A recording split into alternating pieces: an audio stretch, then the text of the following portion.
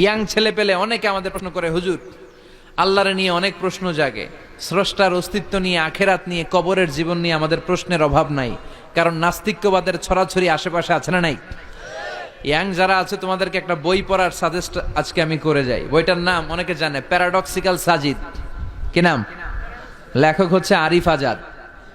লেখক কে? আরিফ আজাদ। বইটার নাম প্যারাডক্সিক্যাল সাজিদ। গত 21শে বই মেলায় এটা দ্য বেস্ট সেলার হয়েছিল, এজন্য নাস্তিকদের মাথা গরম। কথা বলেন। এই বছর সে আরেকটা বের করছে, প্যারাডক্সিক্যাল সাজিদ 2। এটা গতকাল থেকে বই মেলায় পাওয়া যাচ্ছে, 21শে বই মেলায়। এই প্যারাডক্সিক্যাল সাজিদ 1, প্যারাডক্সিক্যাল সাজিদ 2 প্রতিটা যুবকের সাথে সাথে রাখার দরকার, ঠিক কিনা? It's an eye opener for you. এই সূরাটা আপনাদের জন্য আই ওপেনার, চোখ খুলে দিবে। একটু চিন্তা করলেই বুঝবেন যে নাস্তিকদের যুক্তিগুলো খুবই হালকা। ওরা স্রষ্টাকে মানতে চায় না, আল্লাহরে মানতে চায় না। এর কারণ ওরা বলে আনসিন ইজ নাথিং, যেটারে দেখি না ওইটা মানি না। নাজুবিল্লাহ পড়বেন না? কিন্তু ওরা ওদের জীবনে অনেক কিছু দেখে না, ওরা মানে না। কথা কন। আচ্ছা, আপনি আপনার জীবনে সরাসরি চোখ দিয়ে আমেরিকা দেখছেন? কথা কয় না। তা আমেরিকা যে আছে মানেন না? যারা এখনো হজে যান নাই, যারা এখনো যান নাই, কাবা ঘর নিজ চোখে সরাসরি দেখছেন? টিভিতে না, টিভিতে তো সবাই দেখছি। সরাসরি কাবা ঘর দেখছেন? তো আপনি যে দেখেন নাই, আপনি সৌদি আরব যে আছে, কাবা ঘর যে আছে, মানেন না? নাস্তিকরা বাতাস খালি চোখে দেখে না, দেখে, কিন্তু নাস্তিকরা বাতাস মানে না। Why do you believe on that? তো বাতাস মানুষ কেন? তোর দাদা, তোর বাবা কোনোদিন বাতাস দেখছে? তুই তোর চোখ দিয়ে কোনোদিন বাতাস দেখেছিস? Do you see the air in the atmosphere? উত্তরে বলবেন no. So why do you believe on that? বাতাস বিশ্বাস করো কেন? Do you see the migraine pain when someone feel in his head? কেউ যখন মাথা ব্যথা অনুভব করে, বলে যে আমার মাথাটায় প্রচন্ড ব্যথা। ওর যে মাথা ব্যথা দেখা যায়? কথা বলেন। ভাইজানের মাথা ব্যথা প্রচন্ড দেখা যাচ্ছে? মাথা ব্যথা থাকলেও মাথার অবস্থা যা, না থাকলেও এটা দেখা যায় না। So why do you believe on that? মাথা ব্যথা দেখা যায় না তো বিশ্বাস করস কেন? এগুলো কপাল পড়া, এগুলো হচ্ছে নাম্বার 1 হাদারাম, উল্লুক্কা পাঠা। এদের দলিলগুলো একেবারে নড়বড়ে। কুফানগরীতে এক নাস্তিক ছিল, সে বলে বেড়াতো আমি আল্লাহরে দেখি না তাই মানি না। কুফানগরীর লোকজন বলে আমাদের এক ইমাম আছে নাম নু'মান ইবনু সাবেত, ওনার সাথে বসলে তুমি আল্লাহরে দেখতে পাবা। সে বলে তাই, তাহলে তোমাদের ইমামকে ডাকো। সাইয়েদনা ইমাম আবু হানিফা টাইম দিলেন, এই জুমার দিন, আজকে জুমার দিন না, এই জুমার নামাজের পরে ঠিক ভর দুপুরে 2টায় সবাই আমরা একত্রিত হব। নাস্তিকও আসবে, সাইয়েদনা ইমাম আবু হানিফাও আসবে। জুমার সালাতের পরে লোকের বন্যা বয়ে গেল, বাঁধ ভাঙা জোয়ার, অনেক মানুষ। নাস্তিক এসেছে, লক্ষ লক্ষ লোক এসেছে, আসে নাই ইমাম আবু হানিফা। আসে না আধা ঘন্টা, 1 ঘন্টা, 2 ঘন্টা পরে আসছে। নাস্তিক বলে এই তোমাদের ইমাম, যার কোনো সময়ের জ্ঞানই নাই, এর সাথে কিসের তর্ক? সাইয়েদনা ইমাম আবু হানিফা বলে ইনদি উযর, আমার ওজর আছে। কি ওজর? সাইয়েদনা ইমাম আবু হানিফা বলেন আমি ঘর থেকে বের হয়ে আসার পথে একটা নদী পার হয়ে আসতে হয়। আজকে এসে দেখি নদীর মধ্যে কোনো মানুষ টানুষ নাই, নৌকা নাই, মাঝি নাই, কিচ্ছু নাই। তো হঠাৎ দেখলাম পাশে বিশাল বড় একটা গাছ, এই গাছটা এমনি এমনি 2 ভাগ হয়ে গেল। হঠাৎ গাছ থেকে এমনি এমনি লম্বা তক্তা হয়ে গেল, এমনি এমনি তক্তাগুলো জোড়া লেগে নৌকা হয়ে গেল। আর নৌকা আমার সামনে আসলো, মাঝি ছাড়া, লগি বৈঠা ছাড়া। আমি নৌকায় যেয়ে বসলাম, নৌকাটা আমার নিয়ে টান দিয়ে সাঁ করে ওপার নিয়ে গেল।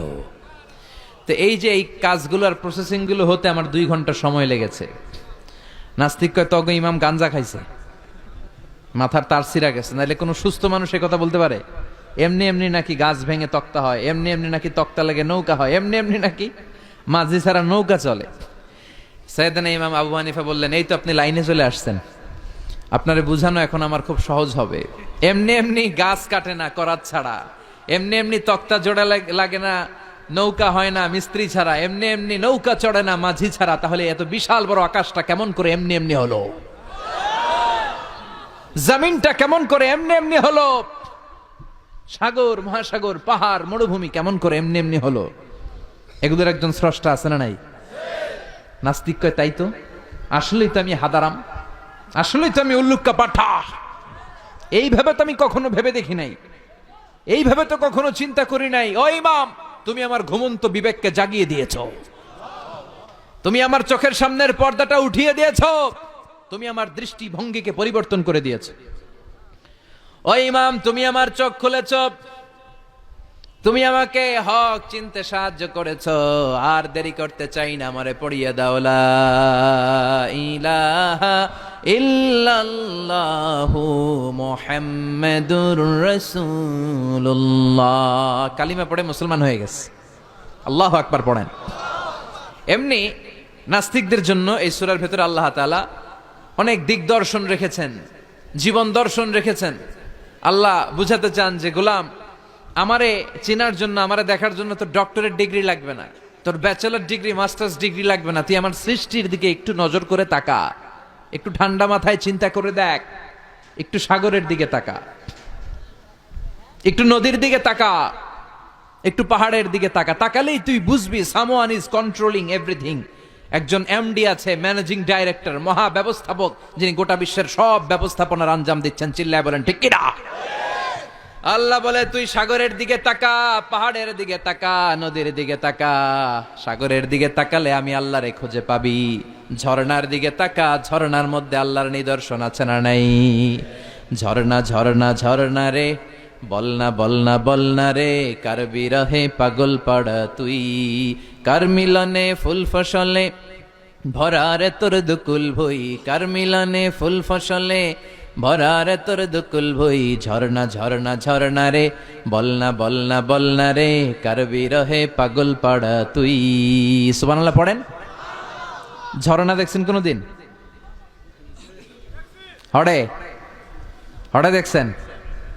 সিলেটে মাধবকুণ্ড জলপ্রপাত, আর কোথায়? সীতাকুণ্ড, আর কোথায়? রাঙ্গামাটি, আর শ্রীমঙ্গল। ঝর্ণা আছে না? এই ঝর্ণার দিকে তাকাবেন, ঝর্ণার ঝরঝর শব্দের আওয়াজগুলো বুঝার চেষ্টা করবেন, দেখবেন ঝর্ণা আপনাকে বলে দিবে যে আমার স্রষ্টা কে। আল্লাহর সৃষ্টির দিকে তাকালে আল্লাহরে পাওয়ার সুযোগ আছে না নাই? এই তথ্যগুলো, এই উপাত্তগুলো, এই মেসেজ আর ইনফরমেশন গুলো আল্লাহ তাআলা এই সূরার ভেতরে ভরে দিয়েছে। শুনতে রাজি আছেন? আওয়াজ করে বলেন তো সূরার নাম।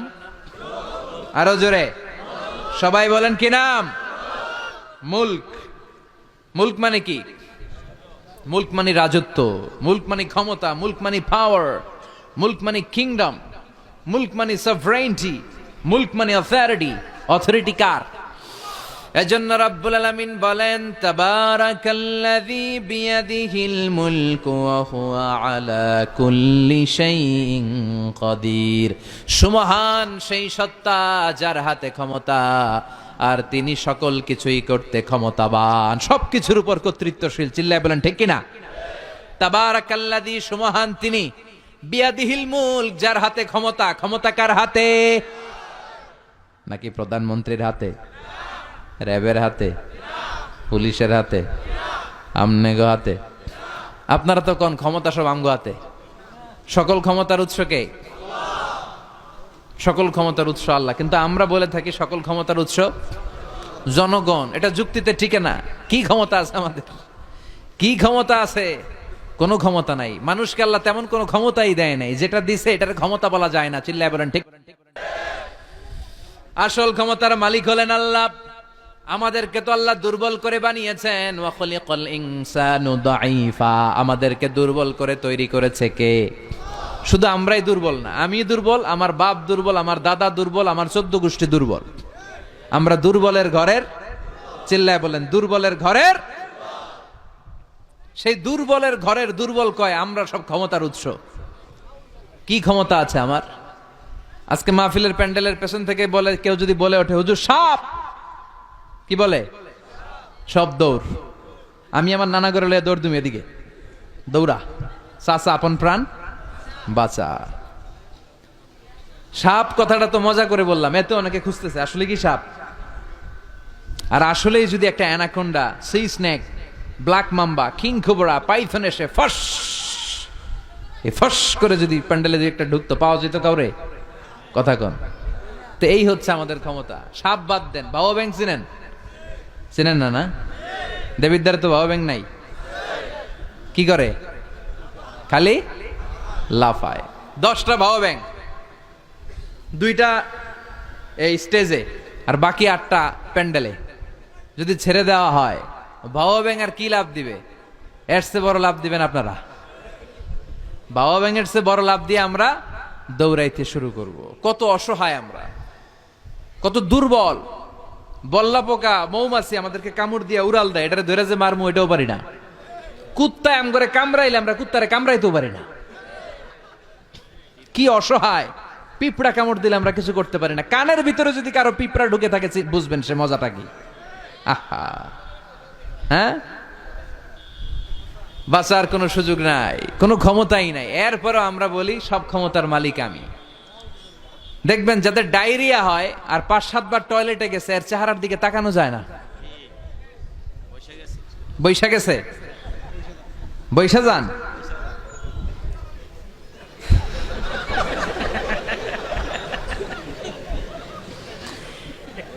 তো এই হইল আমাদের অবস্থা।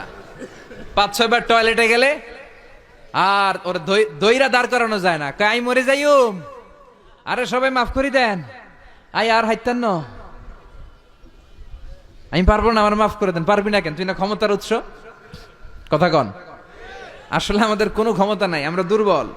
আসল ক্ষমতার মালিক একজন, চিল্লায় বলতে হবে তিনি কে। আমরা যে কত দুর্বল। ন্যাচারাল ক্যালামিটি অর ডিজাস্টার যখন হয়, প্রাকৃতিক দুর্যোগ, তখন নিজের অবস্থা খেয়াল করবেন। বন্যার সময় মানুষের কি অবস্থা হয়, ঠিক কিনা? ভূমিকম্পের সময় কি অবস্থাটা হয় আমাদের। রাত 3টার দিকে যদি ভূমিকম্প হয়, দৌড়, লুঙ্গি পইরা দৌড়, লুঙ্গি ছাড়াও দৌড়, আগে যান বাঁচাও। পাগল হয়ে যায়। বাচ্চাটারে কোলে নিয়ে দৌড়াবো, না স্ত্রীকে ঘুম থেকে জাগাবো, না ভাড়াটিয়াদেরকে উঠাবো, না নিজেই ছাদের উপর থেকে লাফ দেব। ত্রাস, ভয়, ভূমিকম্প, সবাই দৌড়। দেখবেন ভূমিকম্প হইলে বাড়িওয়ালাও দৌড়, ভাড়াটিয়াও দৌড়। নাকি ভাড়াটিয়ারা দৌড়ায়, বাড়িওয়ালারা দৌড়ায় না? কথা কন। ডোনাল্ড ট্রাম্প যে বিল্ডিং এ থাকে, ওইটাতে ভূমিকম্প হইলে ডোনাল্ড ট্রাম্প তো দৌড়াবে না? না,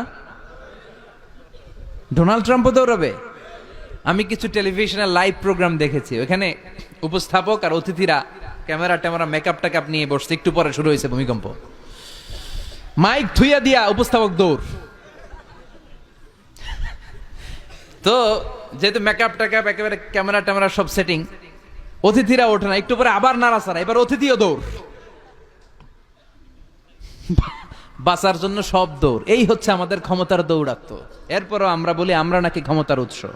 তুফান হলে, এইখানে একটা তুফান হলে 70 কিলোমিটার বেগের জাস্ট বাতাসটাকে যদি আল্লাহ এর তীব্রতা যদি বাড়িয়ে দেয়, সব দৌড় আমরা। কথা কন।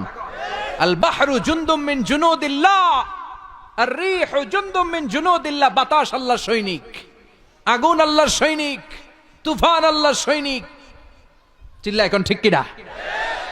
2004 সালের সুনামির কথা ভুলে গেছেন? ইন্দোনেশিয়া একটা প্রদেশ আছে, বান্দা আছে, এক ধাক্কায় 3 লক্ষ সাগরের ভেতরে। জাপানের কান্টো শহরে 1 লক্ষ নয়, একটা ধাক্কায়, কয়েক সেকেন্ডের ব্যবধান। একটু আগে নাচানাচি করতেছিল, দুম্মা চলে দুম, একটু পরে সব হয়ে গেছে দুম দুম। একেবারে সাইজ করে ফেলছে কে? আহা, কোনো ক্ষমতা নাই। ক্ষমতার মালিক কে?